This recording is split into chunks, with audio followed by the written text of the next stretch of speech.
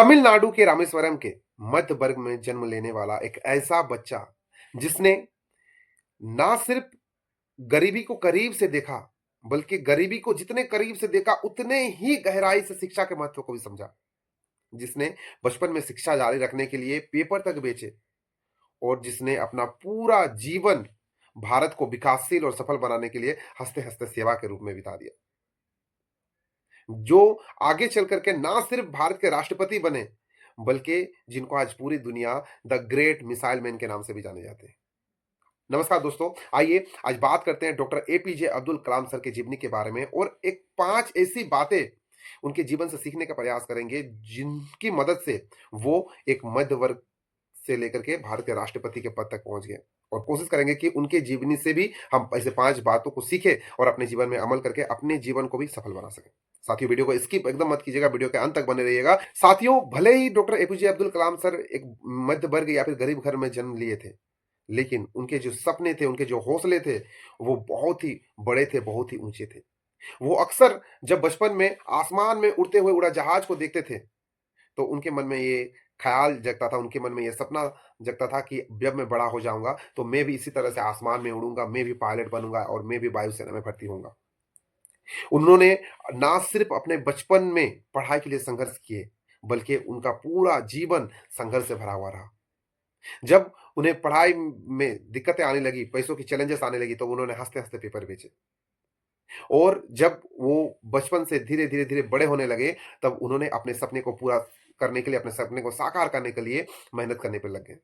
उनका बचपन से सपना रहा कि वो वायुसेना में भर्ती होंगे, जिनके लिए उन्होंने एग्ज़ाम भी दिए, उन्होंने तैयारी भी की और जब उन्होंने इंटरव्यू दिया, तो उनका रैंक आया 9 और संजोग समझिए या फिर भगवान का खेल समझिए, उस वक़्त सिर्फ़ 8 ही सीटें बची थी और मात्र 1 रैंक के लिए उनको उनका सिलेक्शन नहीं हो पाया। साथियों, जब उनका सपना टूटा तो ना सिर्फ वो ना निराश हुए, बल्कि वो अंदर से बिखर से गए। उन्हें लगा कि शायद वो जीवन में कुछ अच्छा कर ही नहीं पाएँगे। यही उनका जीवन का लास्ट स्टॉपेज है, जो कि अक्सर हर इंसान के साथ होता है जब वो फेलियर होते हैं। लेकिन डिपेंड ये करता है कि क्या आप फेलियर होने के बाद जीवन में आगे बढ़ रहे हैं या फिर आप वहीं अपना जीवन को स्टॉप करके बैठ जा रहे हैं। वो निराश हुए, उन्होंने ट्रेन पकड़ के ऋषिकेश जाना सही समझा। वो ऋषिकेश चले गए, ऋषिकेश में गंगा घाट के सामने खड़े हो गए। शाम का समय था। पानी की गहराई को देख करके अपने आप से बात करते हुए एपीजे अब्दुल कलाम सर कह रहे थे कि मैं शायद जीवन में कुछ नहीं कर पाऊँगा, मुझसे एक इंटरव्यू नहीं क्रैक हो पाया। मैं आज बचपन से ये सपना लेके बैठा था कि मैं भी आसमान में उड़ूँगा, मेरी भी पहचान बहुत बड़ी होगी, मैं भी पायलट बनूँगा, मैं भी आऊँगा, लेकिन मेरा सिलेक्शन नहीं हो पाया।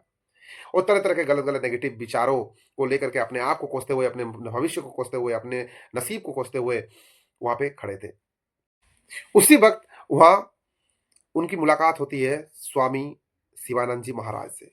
स्वामी शिवानंद जी महाराज जब देखते हैं कि एक जवान लड़का गंगा घाट किनारे शाम के समय अपने आप से विचलित होते हुए, अपने आप से बात करते हुए और कहीं न कहीं अपने नसीब को कोसते हुए निराश खड़ा था, तो स्वामी शिवानंद जी महाराज उनके पास जाते हैं और उनसे पूछते हैं कि, "क्या बात है? आप इतने निराश क्यों हो?" तब एपीजे अब्दुल कलाम सर अपनी सारी कहानी बताते हैं। उनको शांत करने के लिए स्वामी शिवानंद जी महाराज कहते हैं कि शायद भगवान ने तुम्हें इस काम के लिए चुना ही नहीं है। शायद भगवान ने तुम्हें इससे भी बेहतर कुछ देने के लिए तुम्हें इस इंटरव्यू में सिलेक्शन नहीं किया। शायद भगवान की प्लानिंग जो है वो तुम्हारे लिए इससे और बेहतर है। शायद तुम जीवन में इससे और कुछ बड़ा करने के लिए जन्म लिए हो। जब स्वामी शिवानंद जी महाराज के वचनों को एपीजे अब्दुल कलाम सर सुनते हैं, तो उनका सोचने का नज़रिया पूरी तरह चेंज हो जाता है।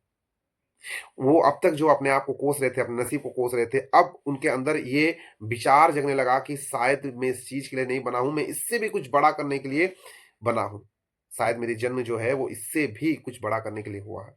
और उस वक़्त से लेकर के उनके जीवन के अंतिम वक़्त तक उन्होंने हमेशा बड़ा सोचा। साथियों, आज जब-जब हम लोग छोटे-छोटे काम में फेलियर हो जाते हैं, तो हम लोग भी इसी तरह कहीं न कहीं परेशानी में चले जाते हैं, हम लोग निराश हो जाते हैं अपने आप से।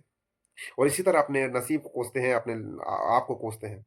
लेकिन आप यकीन मानिए, जहाँ-जहाँ हमारी फेलियर हो रही है, वहाँ-वहाँ हमें एक सीख मिल रही है कि हमारा जीवन जो है, वो शायद इस काम को नहीं, इससे भी कुछ बड़ा करने के लिए हुआ है।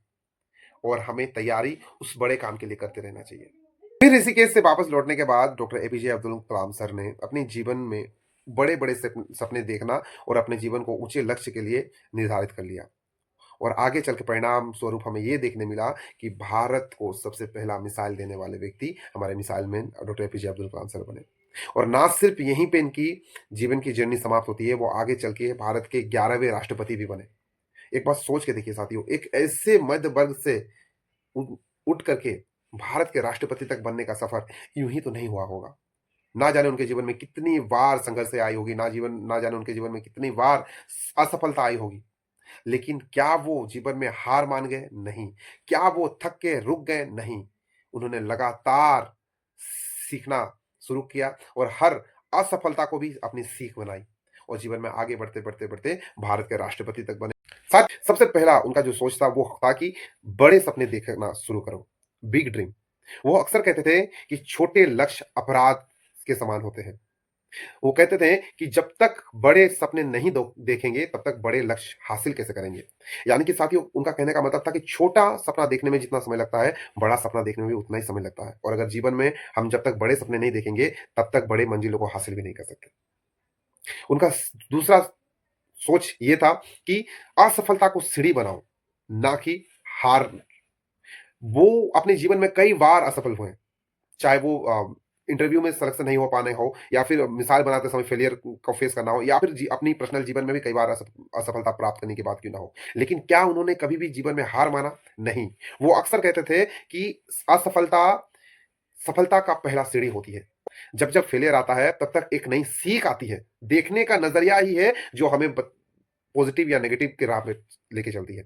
अगर हम लोग फेलियर को एक सीख के रूप में लेकर के और उस फेलियर से सीख करके इंप्लीमेंट कर दे तो नेक्स्ट टाइम हमारी जीत पक्की होती है। और अगर वहीं पे हम लोग फेलियर को अपना हार स्वीकार कर ले तो आगे बढ़ना मुश्किल हो जाता है। तीसरा है अनुशासन और कड़ी मेहनत। साथियों जब उनका भारतीय वायुसेना में सिलेक्शन नहीं हो पाया, जब वो वहां पे रिजेक्ट हो गए, तो क्या उन्होंने आगे बढ़ने के लिए डिसिप्लिन बनाए रखी और मेहनत करते रहे? बिल्कुल हाँ। लेकिन अक्सर ये होता है हमारे साथ कि कहीं पे अगर हम लोग एक इंटरव्यू में पास नहीं कर पाए, चाहे वो सरकारी हो या प्राइवेट हो, या फिर कोई हम काम करने की कोशिश कर रहे हैं, अगर वहाँ पे हम फेलियर हो जा रहे हैं, तो उस वक़्त हमें बहुत बुरा लगता है और जिस कारण हम लोग नेक्स्ट एफर्ट्स भी करना छोड़ देते हैं। और सबसे बड़ी गलती हमारी यही होती है साथियों। चौथी सबसे बड़ी सीख जो है, वो अक्सर कहते थे कि ज्ञान बाँटो, अहंकार नहीं।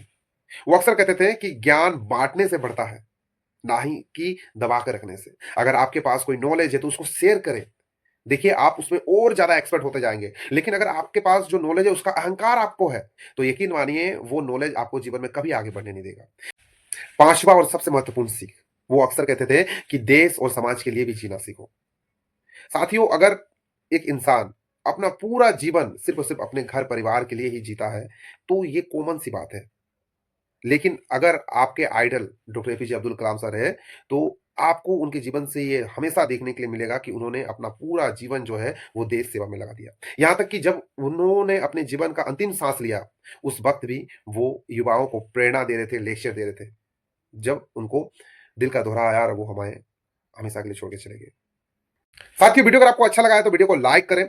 वीडियो को अपने उन सारे दोस्तों के साथ शेयर कर दें जो doctor APJ Abdul Kalam sir को आइडल मानते हैं या फिर उनके जीवन से जुड़ी इन 5 बातों को सीखना चाहते हैं। और इसी तरह की कहानी आगे सुनने और जीवन में आगे ग्रोथ करने के लिए मेरे चैनल को फॉलो करें, लाइक करें। कमेंट में अपने राय ज़रूर दें। मिलते हैं कल फिर दूसरे किसी वीडियो में। आज आप सभी को राधे-राधे।